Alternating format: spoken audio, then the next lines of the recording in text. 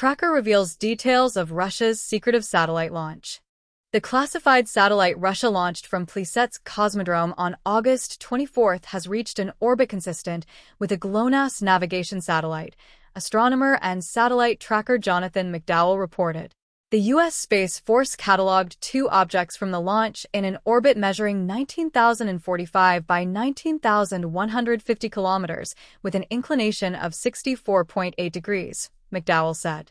Space Force has cataloged 2 objects from yesterday's Soyuz launch in a 19,045 x 19,150 kilometers x 64.8 degrees orbit, consistent with analysts' expectations that this was a GLONASS navigation satellite mission, McDowell wrote on X. The launch took place at 2:40 a.m. Universal Time Coordinated on August 24 using a Soyuz 2.1B rocket with a Fregat upper stage, lifting off from Site 433 at Plesetsk in northern Russia. Russia's Ministry of Defense confirmed only that the flight carried a Defense Ministry satellite into orbit, without naming the payload. McDowell said the satellite is likely to carry the designation Cosmos 2619. Russia has stopped publicly announcing designations for its military satellites in recent years, leaving outside trackers to identify payloads based on orbital parameters and launch patterns. The orbit McDowell described matches the medium Earth orbit used by GLONASS satellites, Russia's satellite navigation system comparable to the US GPS and European Galileo constellations. Some tracking sites had listed the mission in advance as the likely launch of a GLONASS K-1 satellite, the 19th in that series, based on notice to airmen filings pointing to a possible August launch window. GLONASS K-1 satellites weigh about 935 kilograms, 2,062 pounds, operate unpressurized, and are designed for a 10-year service life, improving on earlier GLONASS generations in accuracy and power consumption.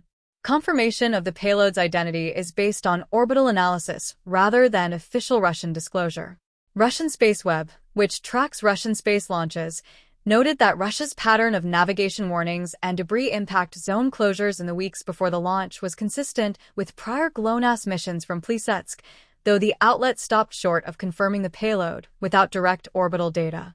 Russia has continued modernizing its GLONASS constellation with GLONASS K and GLONASS K-2 satellites, the newest generations in the system. Russian space officials have said they plan to begin launching a separate cluster of high-orbital GLONASS satellites in 2026 and 2027, intended to improve navigation accuracy over Russian territory by as much as a factor of 4 once the cluster becomes fully operational around 2030. The payload's exact identity remains based on orbital analysis by independent trackers rather than official Russian disclosure. Russia's satellite launches from Plesetsk this year have had mixed results.